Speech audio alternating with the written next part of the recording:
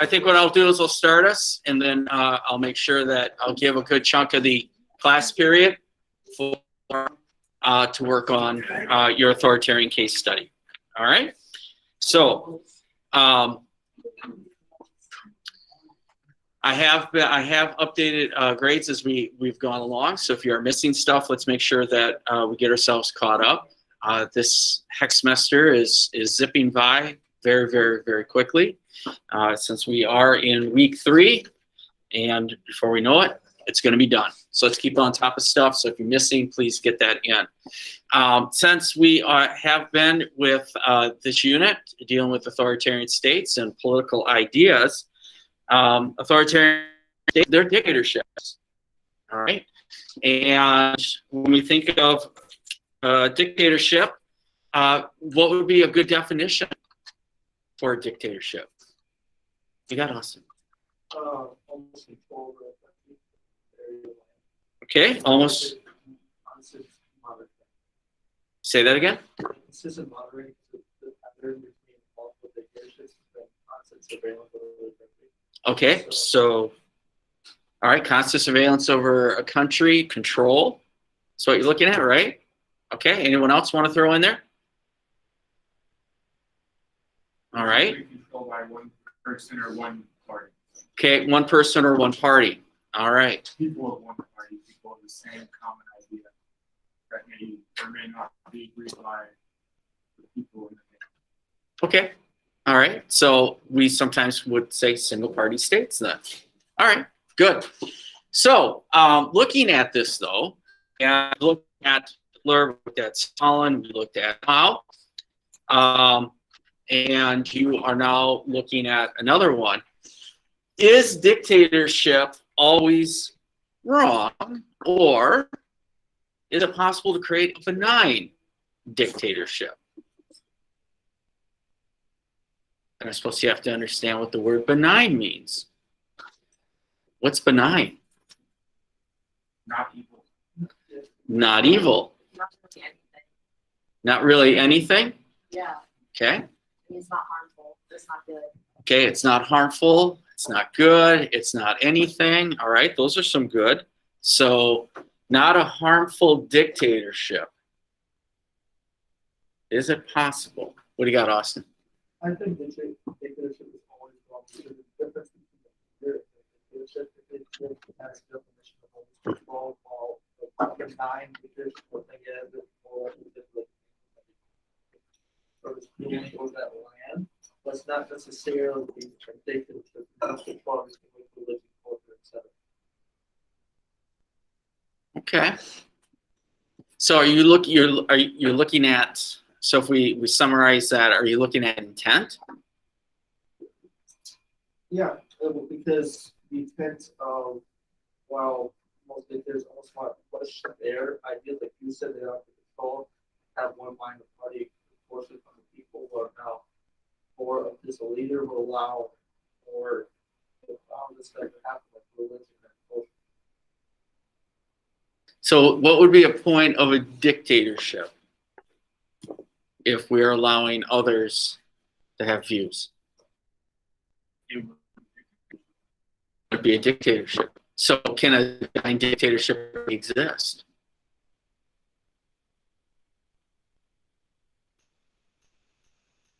Not that we could technically have a dictatorship that in this sunshine and rainbows world, we get out there to create a socialist utopia where everyone has health care, but that hasn't happened. So Okay. All right. So you throw in the utopian, the sunshine, rainbows. Probably add the unicorns in there, and then we got the trifecta. yeah. Okay. All right. So in theory, benign dictatorship sounds nice, but may not happen. What do you got? I feel like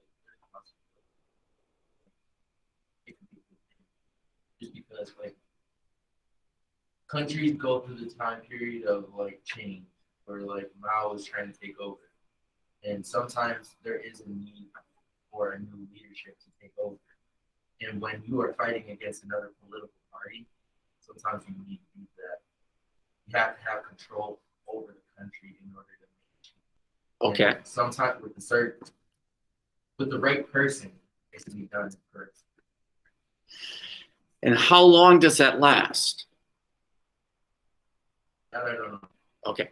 Right. Well, these are questions out there. So I think you bring up a good point.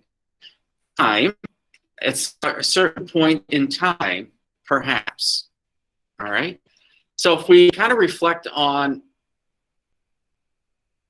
the United States, let's do that. Could there be times where we might have someone that fits the mold of maybe a benign dictator?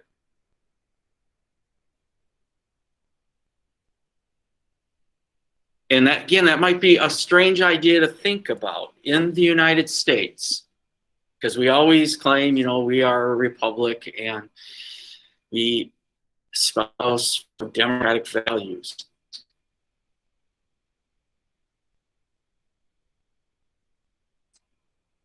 FDR. FDR, oh, there we go. We go to FDR the 20th. Okay. He was president for years, was 32 to 44, 45. 45. So he's elected in 32, but takes over in 33. We always elect our presidents in even years, and they take over in odd, with perhaps the, well, you have the resignation of Richard Nixon, which the architect of Watergate just died. Unapologetic for his role in Watergate, and said if he had to do it again, he sure would. He would do that. And he also spoke fondly of listening in his neighborhood in New Jersey, and this is Gordon Liddy, Libby, fondly in his neighborhood in New Jersey, listening to speeches by Adolf Hitler. New Jersey was a hotbed for fascist activity in the United States in the 1930s. So there we go.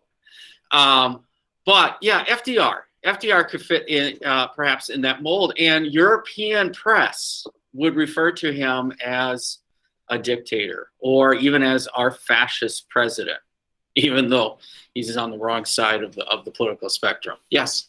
I don't know if he fit a dictator completely because he didn't really obtain his power by force. Also, like, there are House of Representatives. There's other people with Right. better opinions and and it's never really been the president's only opinion to run the whole country. It usually has a bunch of influences, and it's not just him running. Correct. So you look at individuals that could fit in this mold, an FDR, perhaps an Abraham Lincoln in the 19th century, and perhaps even George Washington in the 18th century, where they did have popular will and they did have political opportunity to wield very far-reaching power. But you bring up a point, there is a limit still to what they can and can't do. Yep.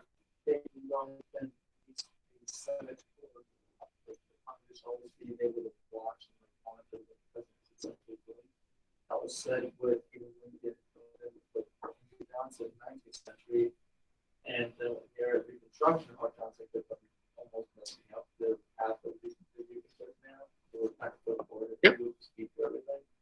However, like, the only thing I can think of is FDR back in the 30s, but he almost had a little emergency powers for helping get through the Depression, but still, it wasn't necessarily dictatorship because he didn't have the control over America. He had a stronger influence than most people do, but I would say control. Okay. Now and then, you know, we will refer to Congress as the People's Branch, and the People's Branch does find a way to reassert itself in that process. So they may have it for a little while, but not for an extended period of time. All right. So again, it's something to think about. You know, when we look at dictatorships, we always focus on how hardcore they tend to be. But there are times in which people are looking for a strong individual, and they, again, use the idea of creating some type of order, but for how long? How long?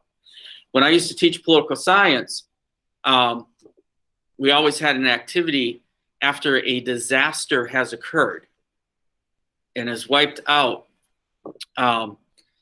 systems that we know. How do you recreate?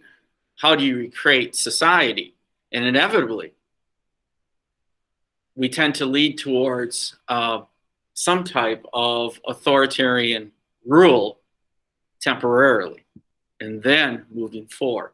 If we look at the ancient Romans, in times of crisis, they always would appoint a Caesar or a dictator, and then that person gives up power afterwards. You know, like Cincinnatus would be an example. So there we go. Woo, we got a little poli-sci in there. Got goosebumps thinking about it. All right.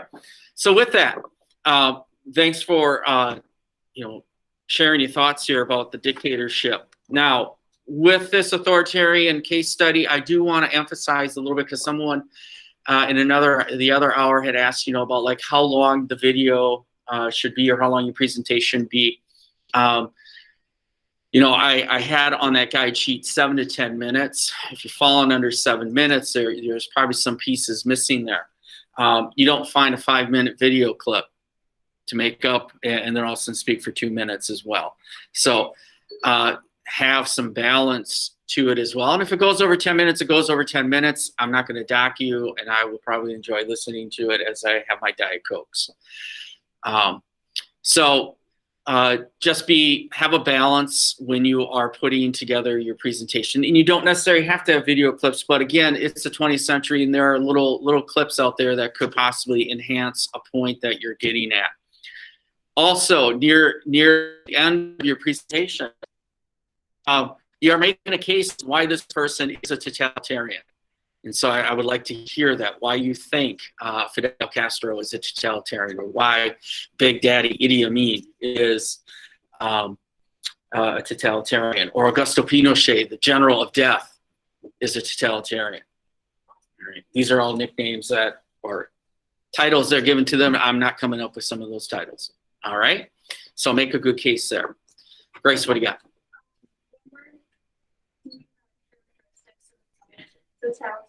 Yeah.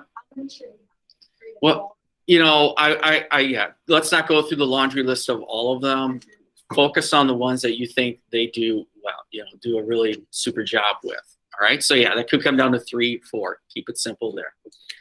All right. Anything else? All right. I'm going to cut you loose. Let's work on this, please. All right. If you have questions, always ask. If you're struggling with finding information, please ask as well. We have a lot here. Okay, those at home, you can stay on or exit, and super job on this.